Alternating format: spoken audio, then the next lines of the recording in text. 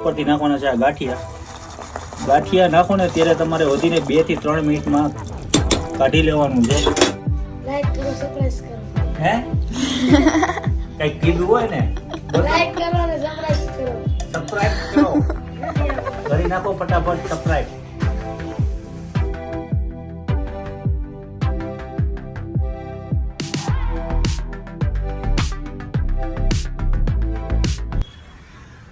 Hello મિત્રો, જય માતાજી, જય Mogal. Welcome back to my channel Rajgohil blogs. ઘરની રસોઈમાં વરી પાછું આપણું સ્વાગત છે. અને આજે આપણે બનાવવાના છીએ દહીં અને ગાંઠિયાનું શાક. કઈ રીતના બનાવવાનું છે જોવાની છે ફૂલ રેસીપી. અને તમારા બધાની લોકોની ફૂલ ફરમાઈશ હતી કે રાજભાઈ કંઈક નવું નવું લઈ આવો. તો આ વસ્તુ એવી છે કે વાડીમાં જે પ્રોગ્રામ થતા હોય, મસ્ત મજાની ગુલાબી ઠંડી હોય ત્યારે આ વાડીમાં આવા પ્રોગ્રામ થતા હોય છે. ગાંઠિયા અને દહીંનું શાક હવે કઈ રીતના બને છે આજે આપણે બનાવવાના છે ને કેટલી કેટલી વસ્તુ જોશે એ પણ હું તમને બતાવું. જો આપણે તો પેલા જે વણેલા ગાંઠિયા છે, ભાવનગરી ગાંઠિયા છે, એનો પણ આપણે તમે ઉપયોગ કરી શકો છો. મેં અત્યારે બજારમાંથી આ જે ગાંઠિયા મળે છે મરીવાળા એ આપણે લીધા છે. સાથે છે ડુંગળી,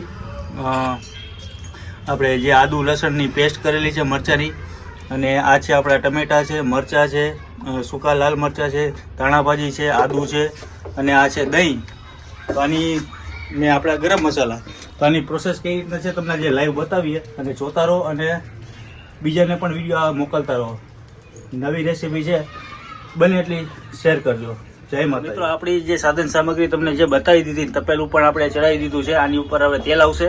અને પહેલાં જે હવે કરવાનું છે, આપણે પહેલાં તપેલીની અંદર થોડીક છાશ લેવાની છે અને થોડુંક અમથું આપણું જે અમૂલ મસ્તી દહીં એ પણ આની અંદર થોડુંક એડ કરશું. અને ઉપરથી એની ઉપર આપણે હળદર, મરચું, ધાણા જીરું એ પણ બધું નાખશું. જોતા રહો. મિત્રો, છાશ પણ લઈ લીધી છે ને હવે ઉપરથી આપણે નાખી દઈશું આ દહીં.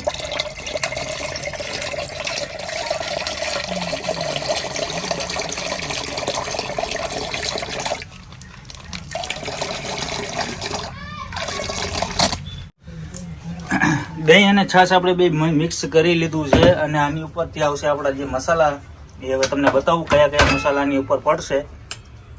પહેલાં તો સ્વાદ અનુસાર થોડુંક મીઠું નાખી દેશું.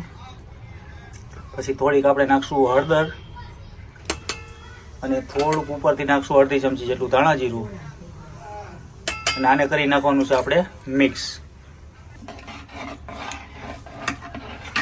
જો મિત્રો, આને મિક્સ કરી દેવાનું છે એટલે આપણે એક આ છાશ અને જે દહીંનું મિશ્રણ છે એ બધું એકરસ થઈ જાય. પછી આને લાસ્ટમાં આપણે ઉપયોગ કરવાનો છે. મિત્રો, આપણે છાશ અને દહીંનું જે મિશ્રણ થઈ ગયું છે, આની અંદર હળદર, ધાણા જીરું, મરચું બધું નાખી દીધું છે. હવે આપણે કરીએ વઘારની તૈયારી. મિત્રો, વઘાર માટે તો પહેલાં આપણે 3-4 ચમચા જેટલું આપણે તેલ લઈ લઈશું. તેલ નાખ્યા બાદ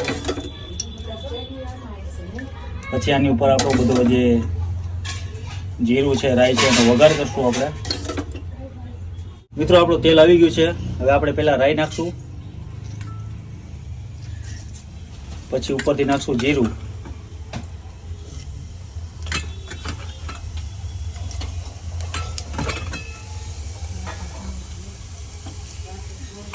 જીરું નાખ્યા બાદ આપણે જે લાલ મરચાં છે એ પણ આની અંદર એડ કરશું.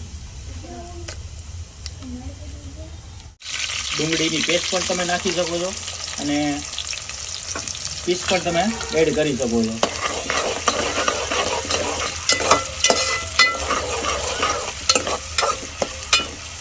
મિત્રો, આપણી ડુંગળી સતરાઈ ગઈ છે. હવે આપણે નાખશું 1 ચમચી આદુ, મરચાંની કટકી, થોડાક ઉપરથી નાખશું આપણે ટમેટાની કટકી જે નાની નાની આપણે સુધારેલી છે. આ નાખ્યા બાદ આપણે આને મિક્સ કરી દઈએ.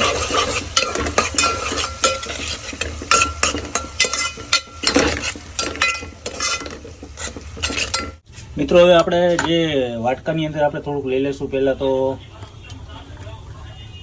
હિંગ લઈ લઈશું, થોડીક હળદર લઈ લઈશું અડધી ચમચી, થોડુંક ધાણા જીરું થોડુંક વધારે રાખશું આપણે, ઘટ થાય એના માટે. અને મરચું પાવડર પણ એડ કરી દઈશું. એડ કર્યા બાદ હવે આપણે ઉપરથી નાખશું વળી પાછું ધાણા જીરું, જે આખું નાખવાનું છે ઉપરથી. એ આપણે આની ઉપર બધું કરી નાખશું એડ.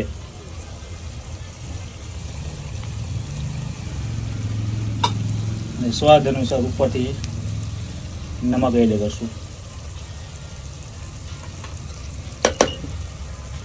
અને થોડુંક પાણી એડ કરી નાખ્યું એટલે મસાલા આપણા ભરી ના જાય.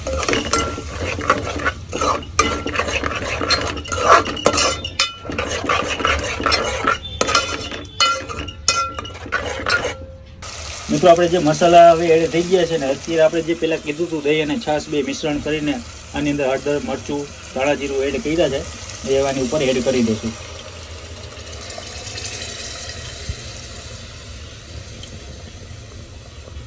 હવે કરી નાખીએ આપણે મિક્સ. હવે આને સીધું 5 મિનિટ સુધી પાકવા દઈએ.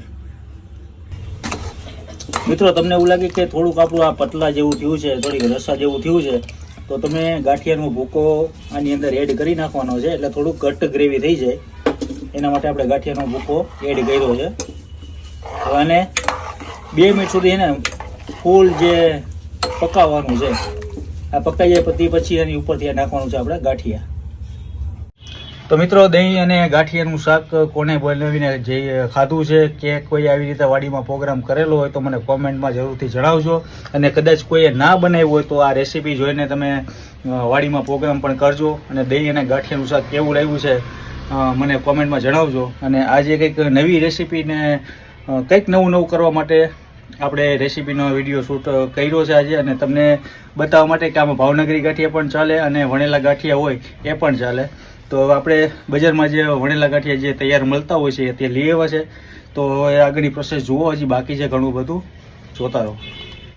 અને મિત્રો તમને એવું લાગે કે થોડું ખાટા જેવું લાગે છે, મને ખાટું નથી ભાવતું, તો તમે આની ઉપરથી થોડો ગોળ પણ એડ કરી શકો છો. ગોળ ના નાખો તો પણ ચાલે. અને થોડુંક ગળ્યું આપણે કરવા માટે થોડોક ગોળનો ઉપયોગ કર્યો છે આની અંદર. અને ફૂલ ઉકળી જાય એ પછી આપણે વણેલા ગાંઠિયા એ આપણે આની ઉપર એડ કરવાના છે.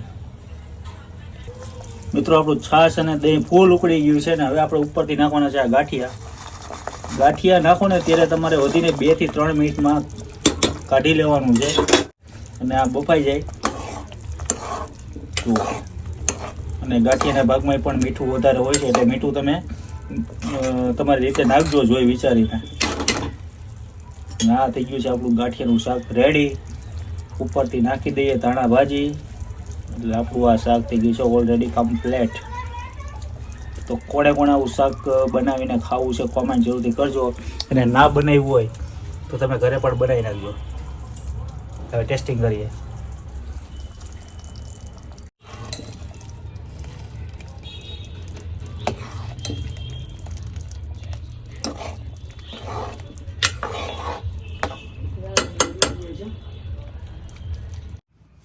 મિત્રો આજે આપણે બનાવ્યું છે જે કહેવાય દહીં અને ગાંઠિયાનું શાક.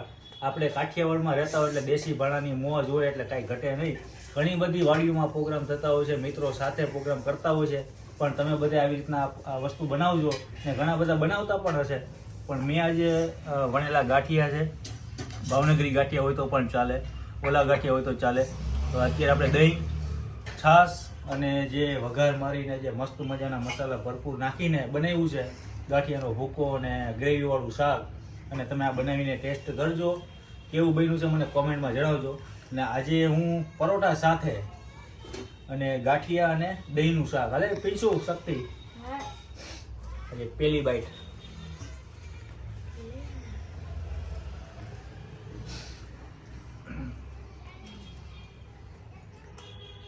મિત્રો તમને જે કહેવાય ગરમાવો જોતો હોય ને શિયાળાની ઠંડીની અંદર આ વસ્તુ તમે બનાવજો.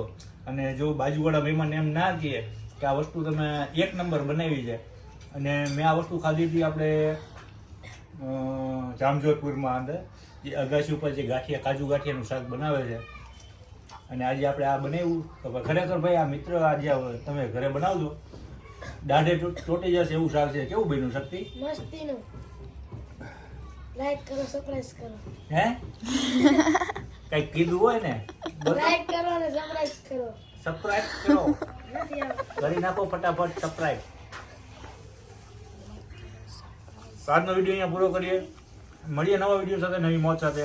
કંઈક ને કંઈક અલગ અલગ નવી નવી રેસીપી જોતા રહેજો અને મોજ કરતા રહેજો. અને આ વિડીયો બધાને શેર પણ કરતા રહેજો, જેથી કરીને બીજા લોકોને પણ મદદરૂપ થાય.